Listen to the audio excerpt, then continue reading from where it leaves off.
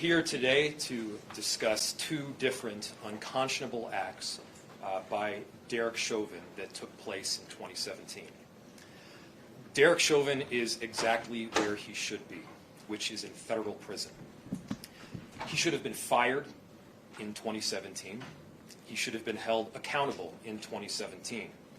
The supervisor that was involved, the supervisors that were involved, should have made sure that he was held accountable in 2017. If the supervisors had done the right thing, George Floyd would not have been murdered. To John Pope, Zoya Code, and anyone else that has experienced this kind of egregious conduct at the hands of Derek Chauvin, our city deeply apologizes. I apologize. The video that may be released by the plaintiff shows interactions that took place and will be extremely uncomfortable for people to see. To be clear, that is where we have been. That is the department that has needed changing. But that is not where we are going. To the officers that are presently in our Minneapolis Police Department that are enraged by the kind of conduct that Derek Chauvin committed, that is the kind of person that we want in our police department. That is the direction that we need to go. The actions that we have taken over the last several years are taking us in the right direction. Are we there yet? No. We have a whole lot of work to do, and every single person up here recognizes the importance of that work at this particular time. I'm joined today by our Chief of Police, Brian O'Hara, by our City Attorney, Kristen Anderson, by Council Member Jeremiah Ellison, by Council Vice President Lene Palmisano, and by our City Financial Officer, Deshani Dye. They should be able to answer additional questions as we move through, but I wanted to make sure we talked directly to our entire city as this video may come out. We feel strongly that sunlight is the best disinfectant.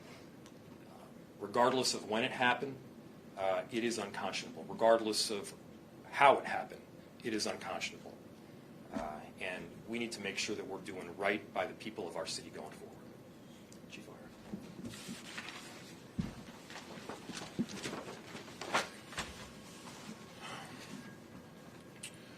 Nearly 6 years after these two incidents occurred, we're forced once again to reckon with the deplorable acts of someone who has proven to be a national embarrassment to the policing profession and the continued harm he has caused members of our community.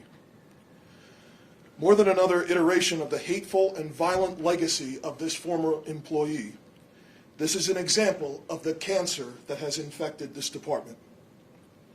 Today is not a day for excuses or attempts at justification. The notion that we are dealing with the bad actions of one employee is false. We are dealing with the ugly consequences stemming from a systemic failure within the Minneapolis Police Department that has allowed for and at times encouraged unjust and brutal policing. I am appalled at the repetitive behavior of this coward and disgusted by the inaction and acceptance of the behavior by members of this agency. Such conduct is a disgrace to this badge and an embarrassment to what is truly a noble profession. Today, I humbly apologize on behalf of the Minneapolis Police to Mr. Pope, to his mother, and to his sister. I humbly apologize to Mrs. Code and to her family. I am sorry for the pain you have endured that has resulted from this incident, from the abuse, and further from this department's disgraceful inability to intervene and hold that former employee accountable. The Minneapolis Police failed not only Mr. Pope and Mrs. Code, but through this failure, we put everyone who would later come in contact with that former officer at risk. It's not enough to condemn the actions and failures of the past. These examples show evidence of a systemic failure and a department's culture that totally lacked the ability to hold itself accountable to professional standards. Going forward, we will continue to ensure sufficient processes are in place to identify and intervene early to prevent misconduct and to prevent brutality from occurring in the first place. Under our settlement agreement, we will demonstrate that we have done so to an independent evaluator before the court. To be clear, going forward, I will ensure zero tolerance for any conduct by our officers that dehumanizes or brutalizes anyone, regardless of who they are and regardless of what they have been accused of doing. And I will have zero tolerance for any conduct by our officers that provides cover for such despicable behavior. Any officer who does so is a disgrace to all those who wear this uniform with pride and who have dedicated decades of their lives in service to this community. We are called to protect with courage and to serve with compassion. Our community deserves good policing that reflects community values and is effective at keeping all people safe. As Minneapolis Chief of Police, I expect nothing less. The Minneapolis Police has a tradition to recycle the badge numbers that are no longer assigned to a current officer. This badge betrayed and so egregiously dishonored will be destroyed, and the badge number permanently removed from our rosters so that no future Minneapolis police officer should have to wear it.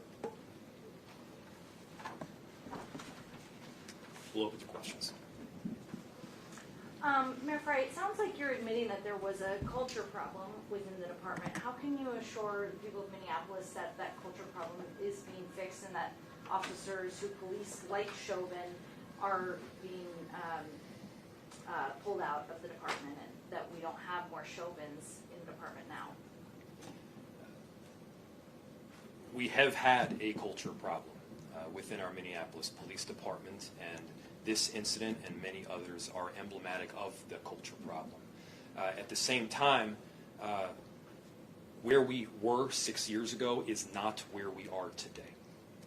There are officers right now in our police department that are enraged by this kind of conduct. They're embarrassed by the actions of Derek Chauvin and others. And they want to make sure that we are changing that police department from the very bottom to the top. Our chief has stated loud and clear exactly where he's at. The fact that nobody will ever wear Derek Chauvin's badge again is a symbol, but it's an important one. That is not who we want to be. And I think what it also shows is that some of the significant actions that we've taken, including the recent settlement agreement with the Minnesota Department of Human Rights, is necessary. We're moving in the right direction right now. We need to make sure that officers who are not on board with that are held accountable. We need to make sure that those that are being part of the change are uplifted. But to your question, can we make assurances? At the end of the day, this is about human beings. And so we can't make an assurance that misconduct in any form will never happen again.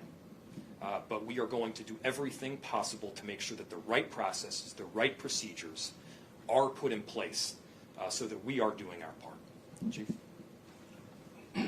You said that supervisors not only knew of, but approved this use of force. So who is checking on these supervisors?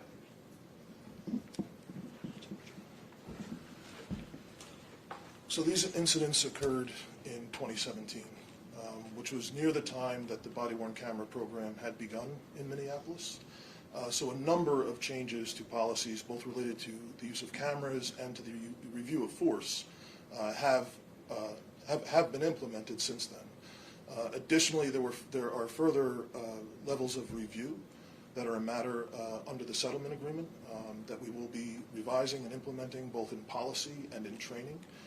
And ultimately, we will not be relying only on an individual supervisor or one or two supervisors to review levels of force. That's something that will be handled on a much more robust and serious level and ultimately reviewed by command rank personnel in each incident.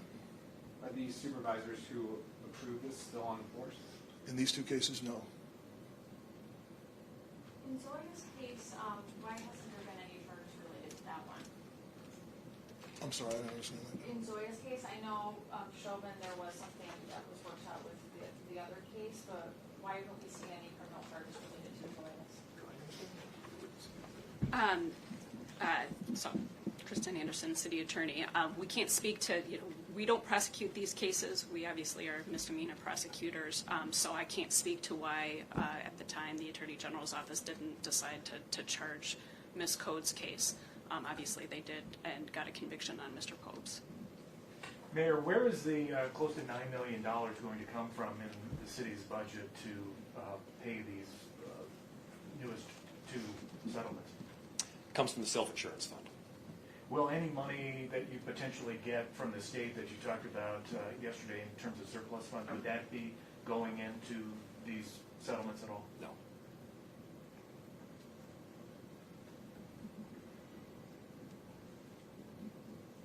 What does this mean, overhanging with the DOJ, hooking the city into the police department?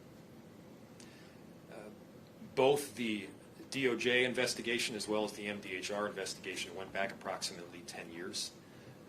And so this incident and countless others that happened before 2017 certainly will be under review. And so I don't know that this incident in and of itself is the one incident obviously that is reviewed. It's not, but certainly is indicative of the issues that we need to sort out. Are you concerned about public reaction to the video? You say it's unconscionable. You know, in the Tyree Nichols case, there was a stand-up of police officers for potential response there. Is that on the table here? Yeah, I'll turn it over to the chief in a second. Look, we understand anger and we support peaceful protest. To be very clear, we do not support violence and we will not tolerate violence or vandalism.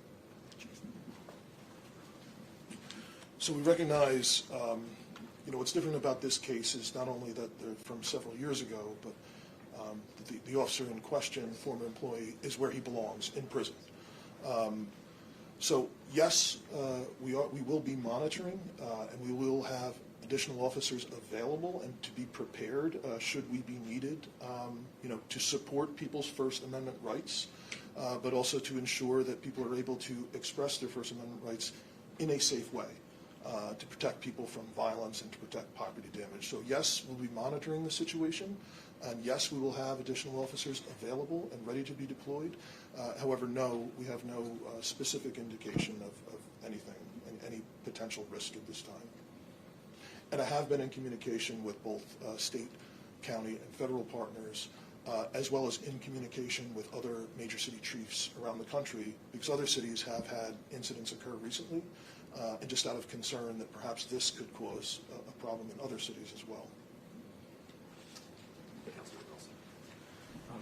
Real quick, just wanted to speak to the pattern and practice investigations, both the DOJ and the MDHR question. I think that this incident, if nothing else, just sort of proves, it affirms that those weren't overreactions to the kind of conduct that we were seeing out of MPD.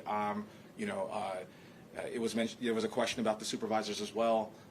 Lucas Peterson, who's some of you might recognize as being involved in the killing of Terrence Franklin, was one of the office sergeants on the Pope case, and so I think that we're seeing that if people had questions about, you know, okay, we've had you know, quote unquote one incident with George Floyd. Do we really need to see all of this federal and state power come bearing down on the city?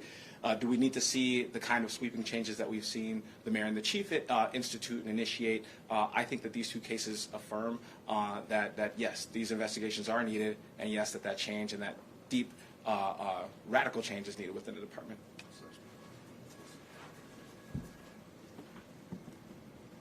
Thank you, everybody.